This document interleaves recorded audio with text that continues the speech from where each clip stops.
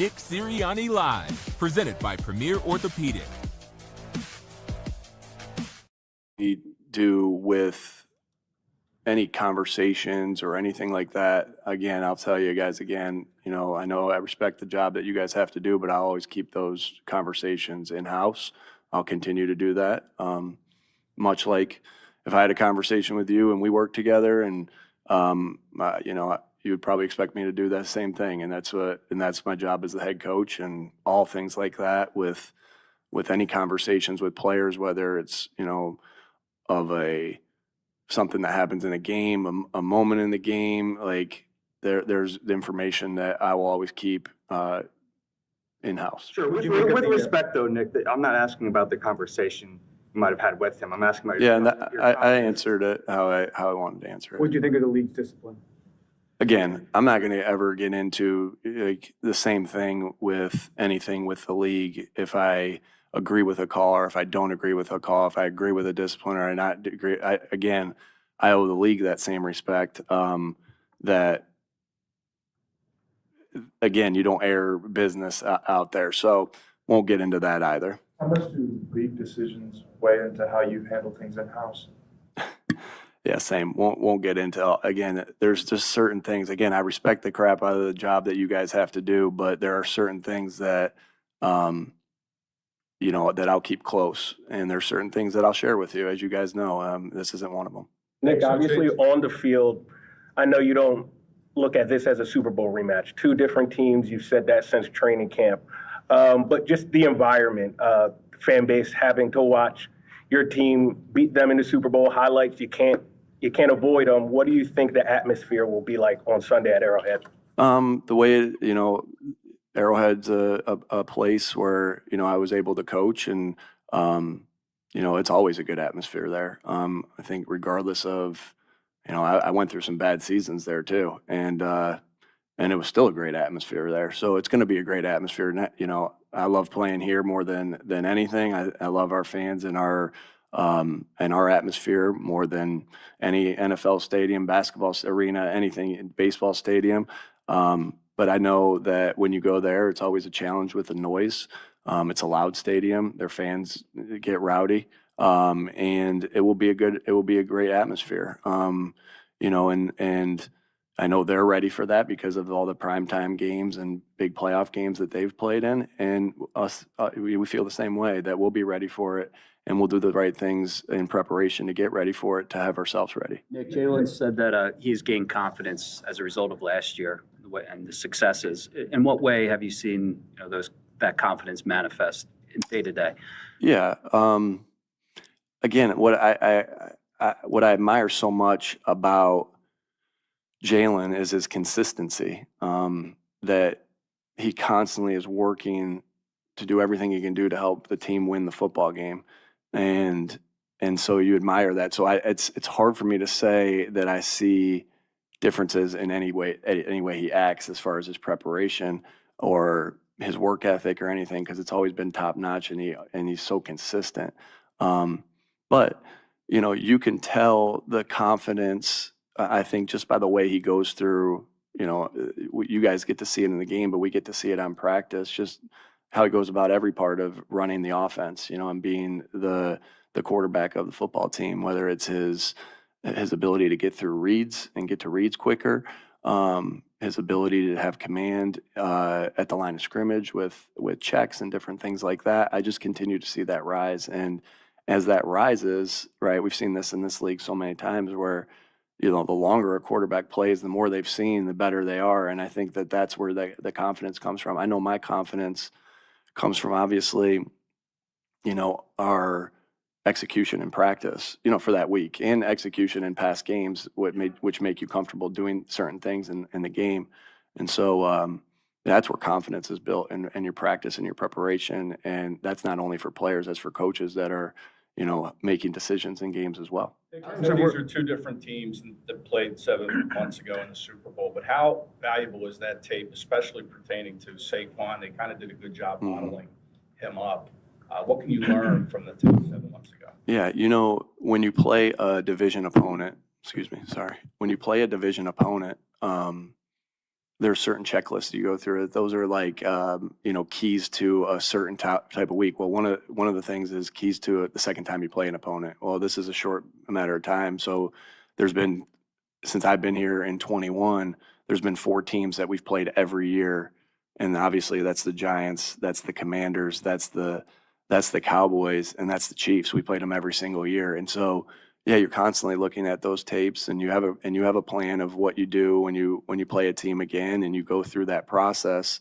Of that, you can expect things that they did successfully for those things to come again in different forms. And you can expect things that they may not have done successfully, that they change a little bit, right? That's what you do as a coach. So we go through our process, but also we know that they go through their process. If that made sense, how I just said that.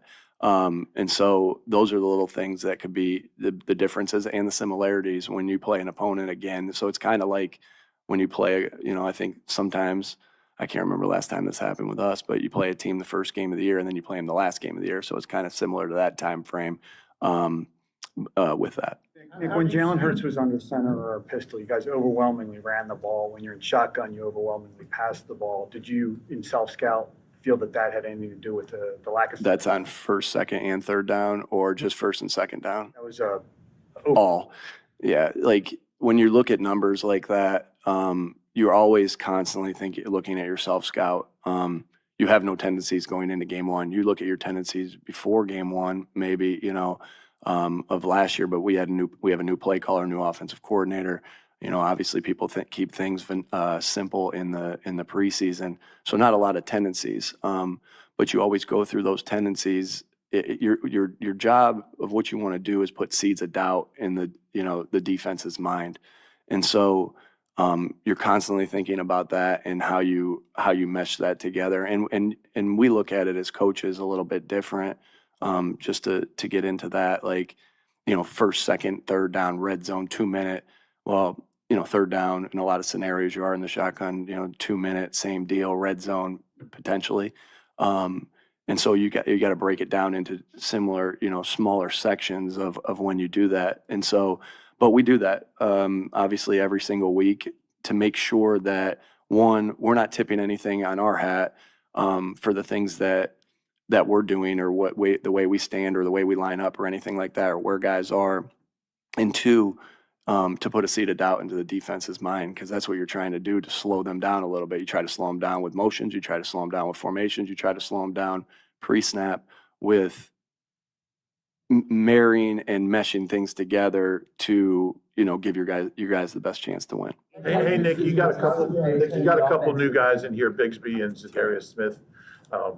Do you anticipate them being able to play, and how do you know when a new guy is kind of ready to get out there and play? Yeah, I think somebody's asked me that before, and it's like, I don't think that every guy is the same, right? It's everybody's a little bit different when you make that decision on when he can play and when he can't play.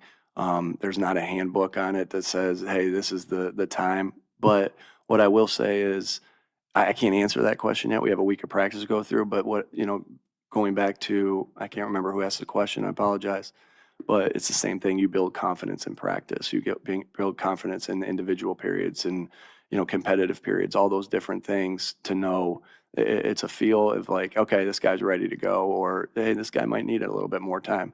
And so those are questions that are answered throughout the week, in all those different things. So there's a way we play football and a standard that what we play football to, that we have to do a good job of explaining and like an orientation for these guys. And, we have a plan for that. And then every guy's just a little bit different. How does Titans Bigsby fit? And was the running back depth something you felt you needed to upgrade? We're always looking to be able to improve our roster. Again, I can't tell you how many times I've said this too, is like how he's just done such a great job of always doing, he's always doing everything he can do to help our team win football games. And I'm appreciative of that. And so, you always look for depth. You always look for good players. This guy's a good player, gives us depth there. And so, and he gives us depth at special teams. So we'll see where he is by the end of the week, see where, what that is. But I just love the player, right? I really, and we see a vision for the player, and of, how we can use him and the things that he can do and the skill set that he has. And, obviously we're always Howie and I are always in conversation about that. And, Kevin and Jamal in this case, and Vic, and for that matter, and Coach Clay. And so we really like the player and the things that he can do. He's a really good runner. And so excited to add that depth to this room. When you watch tape of the Super Bowl, is it difficult at all to like strip the emotion from that game and just see it as a football game? Obviously, anytime you watch a game that you have a good memory of, it does bring that, it can always bring them. We're human. It always brings that emotion back. But you're watching it for a purpose too. So I think it's possible to have the emotion, but it's not like I'm jumping up and down. Like when Smitty catches the touchdown, I'm not running down the sideline like I was in the game and Connor Barwin shoves me. Right. And so it's a different type of emotion. Because I think you can have that and get the job done that you're trying to do. Does that make sense? That you're trying to do? And that's not just the Super Bowl. That's, whatever. If I look back at a Charger game and, I know Philip Rivers sent me a text last week of the Dallas versus Charger game that we played in Thanksgiving Day in 2017. And there were some great highlights. And as I was watching it, I'm like, maybe there wasn't a lot to learn because there was a different coordinator, although Coach Eberflus was the linebacker coach at the time there under, their defensive coordinator and Coach Garrett. There were still some great moments that, you're able to watch and be like, and maybe even spur thought, like, we did a couple things that, Hunter Henry had a really good game. Austin Eckler did. Keenan Allen had this play in 2-man that he cut back and scored to put us up. We didn't have a field goal kicker in that game. So I'm like, why the heck are we going for it on 4th and 13? And then, we didn't have a field goal kicker in that game. So I always, that's what I love that. Like, I love to be able to think back or go back and look at a play and do that. But yes, but you're still trying to do you're still doing your job, and you can have both of those things. Because I'd be just flat out lying if I said there wasn't any emotion when you watch a cool play from tape. And that's not just that game, but that's all the games that I watch in preparation for the week. Got time for two more? You've talked a lot about game planning, from the passing perspective, goes through AJ, Devontae, Dallas. Do you have a general philosophy when it comes to manufacture touches? Like, generally, all right, we got to get this guy involved, bubble screen, things like that. Sure. But everybody does, different things. Everyone has different skill sets as well. And so you want to use the skill set that the guy has. Now, again, AJ, Devontae, Dallas, I feel like they have a skill set that they can do a lot of different things. But you always want to use their skill set there. And bubbles are, a lot of times on bubbles, I wouldn't say every time, but it's based off of looks, right, of what you get. And sometimes the look doesn't allow you to. So even when you have a plan to say, here's what we're doing, the quarterback can't just say, and the coordinator or myself as the head coach can't just say, throw it there, hell or high water. That's just not how the game's played. And that's just not how we go about it. Obviously, we always want to get, those guys the football, and because good things happen when they do touch the football. But there's also an art to the quarterback position that you got to take what the defense gives you and what's available to you. And the moment I start telling, Jalen, you got to throw it here, I don't think that's good coaching. And but we got to try. What we got to do as coaches is try to manufacture abilities to do that. And if we are able to, we were able to get him the ball. Last one. I was talking yesterday about Jalen Hurts' awareness in the pocket, related his sense to kind of a running back in that space. Been around him a long time too. How would you describe his awareness there, what that relates to you? I think he's got really good instincts and feel. That's something that the more you're around somebody, the more you recognize that's always something hard to see. There's ways that when you're scouting a player that you're like, does this guy have good instincts? But you get to see those things in practice and you get to see those things in game. And I think that's what his ability to feel spatial awareness of where guys are, that instinct of what's happening, the knowledge of the defense. That's where I think he's got, and it's not just that he runs and becomes a running back. He can run and be a passer too, which is so valuable. And then when he does run, he's got He's got really good ability to stick his foot in the ground and change directions. He's got really good ability to be able to break a tackle. He's got really good awareness of when to go down and how not to take a hit. He's got burst and speed. You know, that, and he can get, when I say by burst, he can get going fast, quick, which is obviously a huge trait for any of those guys. And those are things that we look for in players. And but I think it all starts, and where it goes to is instinct in the pocket. All right, thanks, folks.